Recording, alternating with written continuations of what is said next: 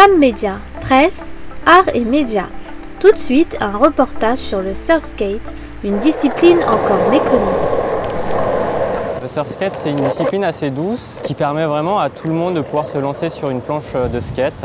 On va pas forcément aller chercher à faire des figures, mais juste profiter un petit peu de rouler et sentir cette sensation de liberté sur une planche.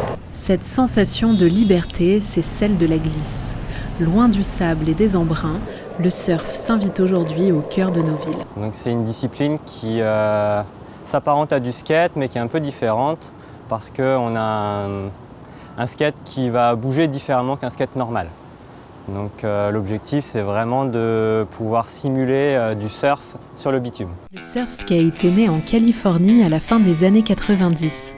Ses inventeurs, Greg Falk et Neil Carver, voulaient retrouver les sensations du surf sur le bitume. L'objectif, c'est vraiment de pouvoir simuler du surf sur le bitume. Sur le skate classique, on va avoir deux trucks identiques. Donc les trucks, c'est les essieux en métal ici, qui vont bouger de la même façon. Et en surfskate, on a une géométrie différente sur le truck avant. Et celui à l'avant va être beaucoup plus plongeant et avoir un mouvement beaucoup plus radical dans les virages. Et c'est ce qui va nous permettre justement d'imiter un peu les mouvements de surf. Il y a quelques mois, Thomas a quitté son poste de directeur commercial pour transmettre sa passion du surfskate. J'ai eu quelques demandes de cours particuliers. C'est quelque chose qui me plaisait énormément. Je me suis dit pourquoi pas basculer sur ce métier-là pour pouvoir aider en fait les personnes à apprendre plus vite et ne pas se tromper quand ils commencent. Le secret du surfskate, c'est vraiment le regard. Donc tu regardes bien à droite et ta planche va te suivre. Impeccable. Alors ce qu'il faut savoir sur le surfskate, c'est qu'on n'est pas obligé d'être surfeur pour pouvoir commencer.